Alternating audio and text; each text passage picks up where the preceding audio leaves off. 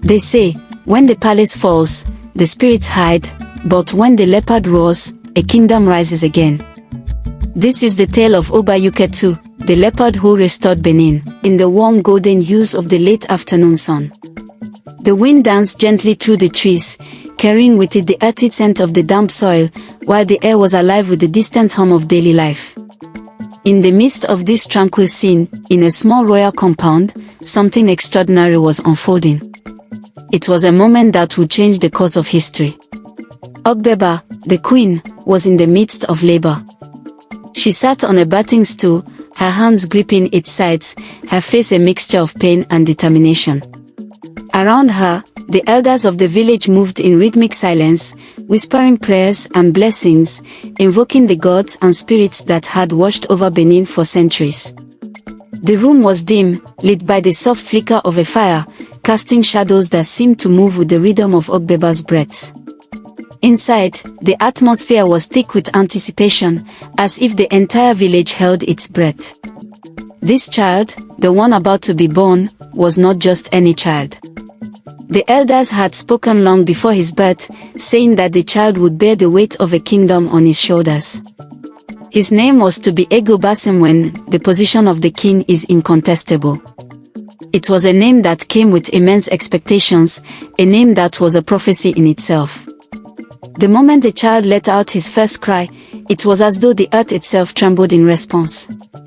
Ogbeba looked down at the tiny face in her arms, and for a brief moment, the pain of childbirth seemed to disappear, replaced by an overwhelming sense of awe. This was the moment that Benin's fate would be sealed.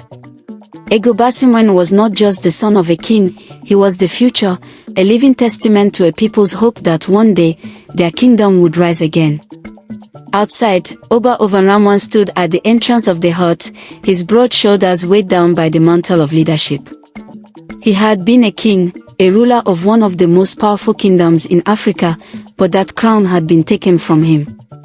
His heart was heavy with the pain of exile, with the shame of watching his people scattered across the land.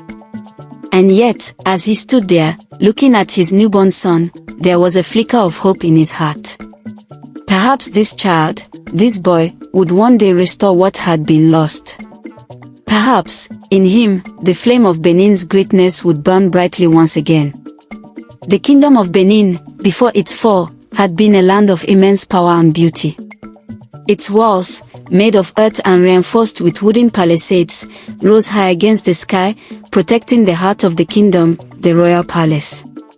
Within the palace walls, the heart of Benin's power pulsed in every carving, every sculpture, every piece of art that adorned its halls. The Benin bronzes, with their intricate details, told the story of the kingdom's glorious past, of kings and gods and warriors who had shaped the destiny of a great nation. The palace, with its grand halls and chambers, was not just the home of the Oba, it was the very symbol of the kingdom's might. The warriors of Benin were unmatched in their skill and bravery. They were known across the land, their presence feared by all who would threaten the peace of the kingdom. They were fierce, disciplined, and utterly loyal to their king. The Oba's power was not just political, it was spiritual. He was the living embodiment of the gods, a figure of divinity who connected the people to the heavens. But, as is often the case with the greatest of empires, Benin's rise was followed by its fall.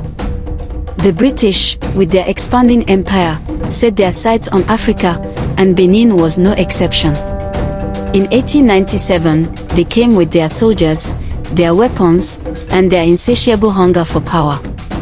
The kingdom, though proud and fierce, was no match for the superior firepower of the British forces. The battle was brutal, the walls of the palace fell, and the once glorious kingdom of Benin was reduced to ashes. Oba of Benin, Oba of Benin's father, was exiled. The Benin warriors, who had once fought so valiantly, were scattered. The Benin bronzes, sacred symbols of the kingdom's glory, were looted and taken across the seas, never to be returned. The people of Benin were left to mourn the loss of their heritage, their king, and their sovereignty. For Oba of Benin, this loss was more than just the fall of a kingdom. It was a wound that would never heal. He grew up hearing stories of the glory of Benin, stories of a time when the kingdom had been feared and revered by all who knew it. But those stories, once full of pride, were now tinged with the sorrow of what had been lost. The shadow of his father's exile loomed over him, and in the quiet of the night, Oba vowed that one day, he would return to Benin, to take back what had been stolen. In the years that followed, as Oba grew, he was taught by the elders, who filled his mind with the wisdom of the past. They spoke of the greatness of Benin, of the glory that had once been, and they instilled in him the understanding that it was his destiny to restore it. His lessons were not only political, they were spiritual. The elders taught him that a king was not merely a ruler, but the living embodiment of his people's hopes and dreams. He would be their protector, their guide, and their symbol of unity. But even as he was molded into a leader, Oba never forgot the kingdom that had been lost. He heard stories of his father's exile, of the pain of watching Benin's glory slip away into history, and he swore to himself that he would reclaim it. He would restore Benin, not just to its former glory, but to something even greater, a kingdom where the power of its people was not dictated by foreign hands, but by the will of its own ruler. By 1914, Oba had grown into a young man, ready to take his place as the king of Benin. His father had passed away in exile, and the kingdom, though still full of life, was leaderless. The British, however, had no intention of allowing a strong, independent king to rise again. They had already placed Chief Oba Eweka, a loyal servant to their cause, as the Ayes, or Prime Minister, of Benin. Oba Eweka was a man of great ambition, and the British hoped he would be their puppet, someone they could control to maintain their influence over the kingdom. But Oba, despite his youth, was not one to bow to anyone.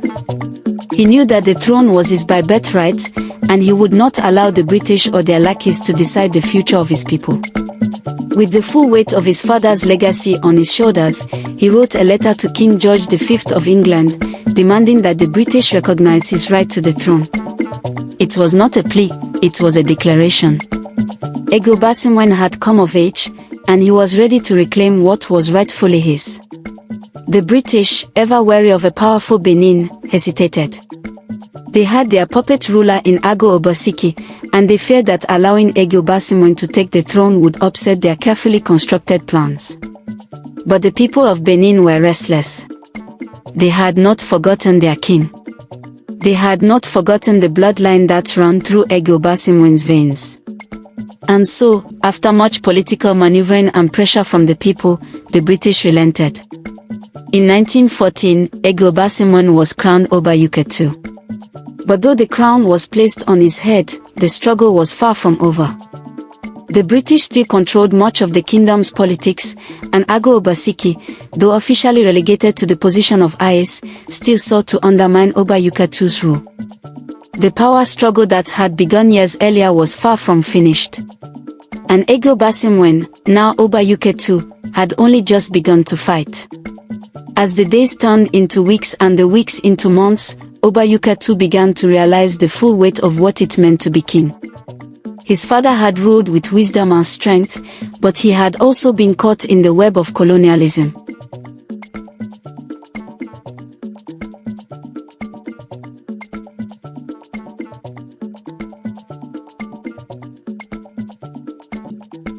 Now, it was Oba's turn to lead, and he would not make the same mistakes. He would restore Benin to its former glory, no matter the cost. The first order of business was to rebuild the royal palace, which had been burned to the ground by the British during their invasion. It wasn't just about restoring the physical structure, it was about restoring the heart of the kingdom. The palace was not just a building, it was a symbol of Benin's power, of its history, and of its future. Oba Eweka II called upon the people to help rebuild, and they responded.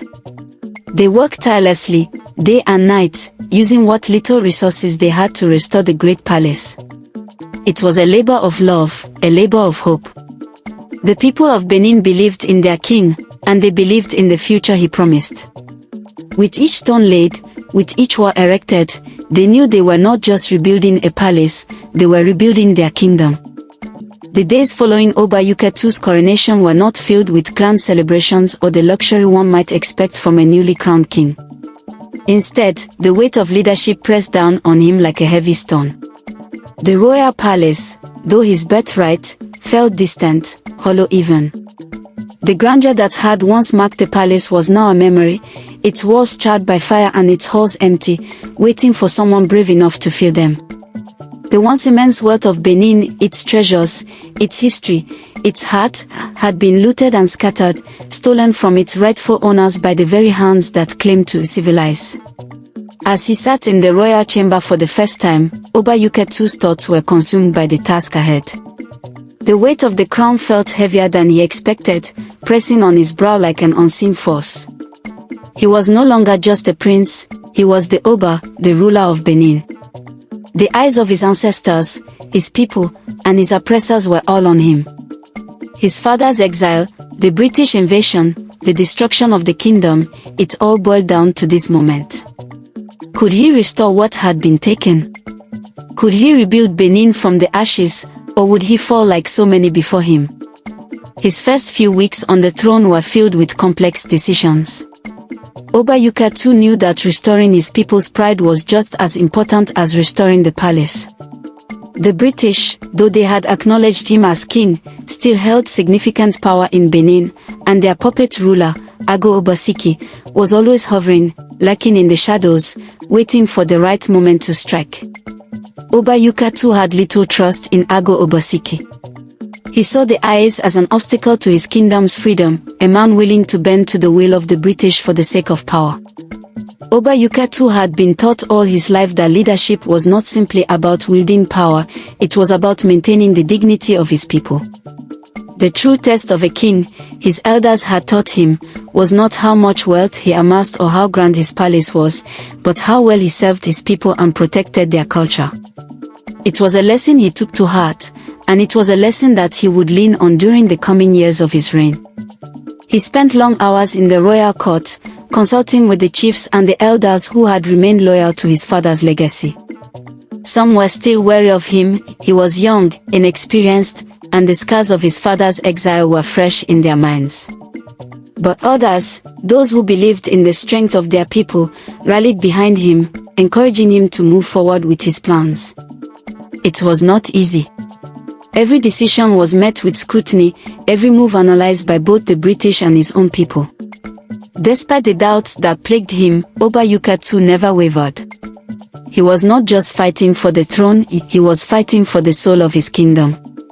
Months passed, and the building of the palace began. The restoration of Benin's crown jewel was not simply about brick and mortar, it was about restoring the spirit of the kingdom. The people, though weary from years of oppression, worked tirelessly. They worked in the heat of the sun, sweat beading on their brows, hands rough with labor.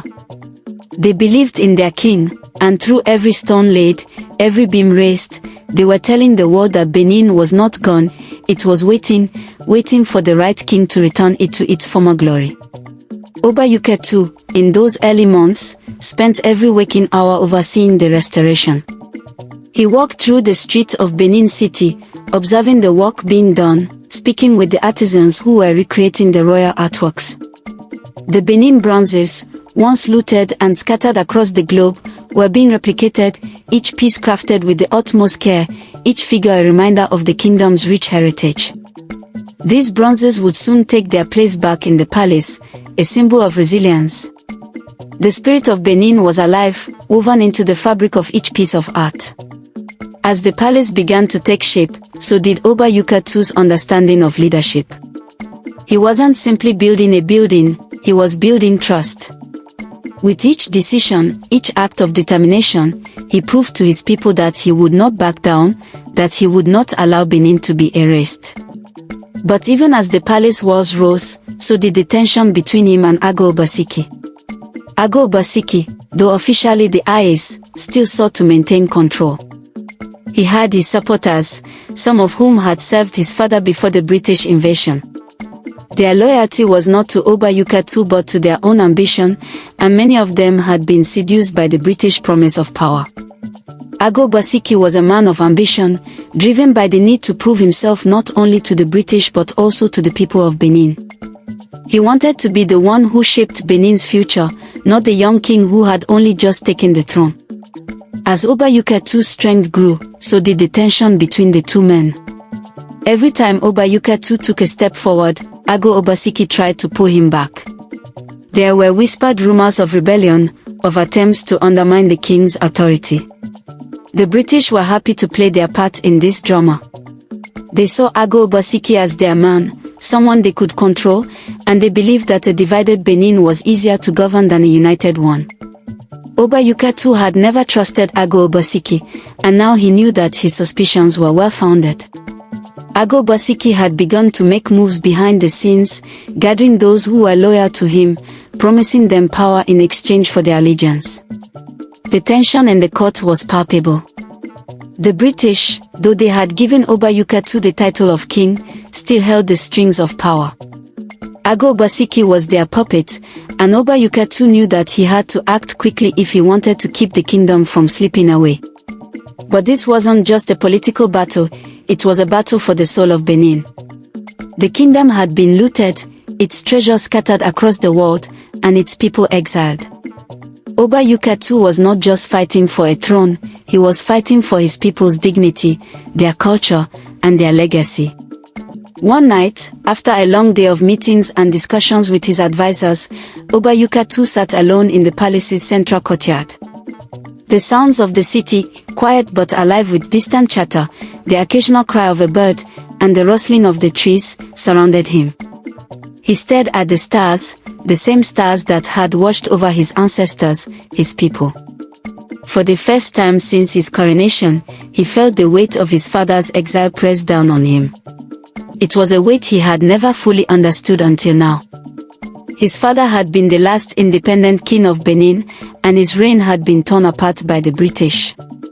The pain of that loss was still fresh in the king's mind, but now, as he gazed at the night sky, he realized that he was no longer just the son of a fallen king.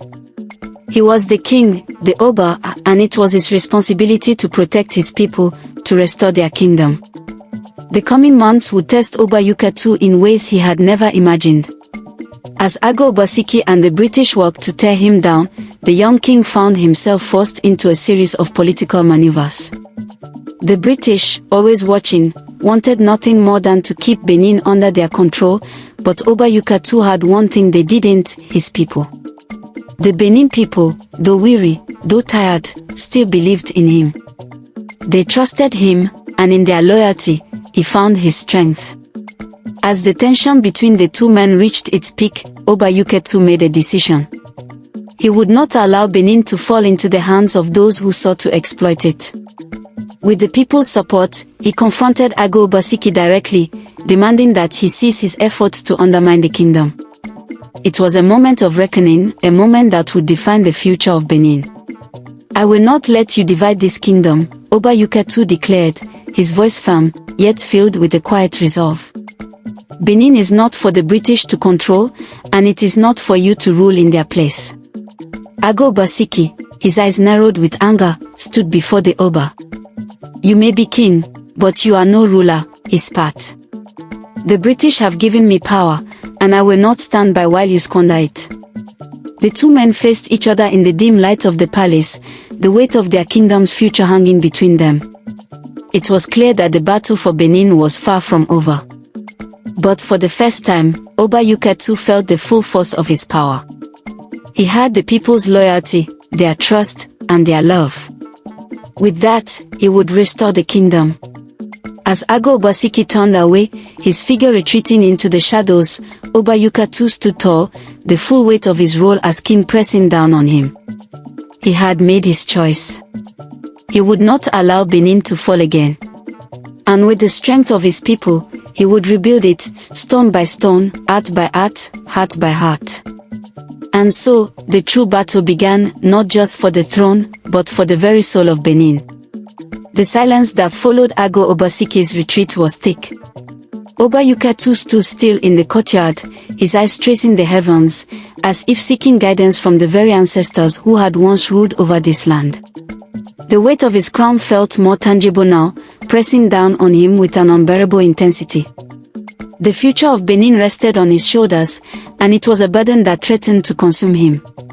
But in the quiet of that moment, something stirred deep within him, a renewed sense of purpose, a fire that had been waiting to ignite. He knew that his ancestors had faced their own trials and battles, that they too had struggled against forces much greater than themselves. And yet, they had persevered. They had built a kingdom that was a symbol of power and glory. Oba Eweka too clenched his fist at his sides, drawing strength from the earth beneath him. His people had suffered long enough. He would not let them suffer anymore. He would reclaim what was rightfully theirs. The next few weeks passed in a blur of tense political maneuvers, whispers in darkened halls, and whispered conversations in the royal court.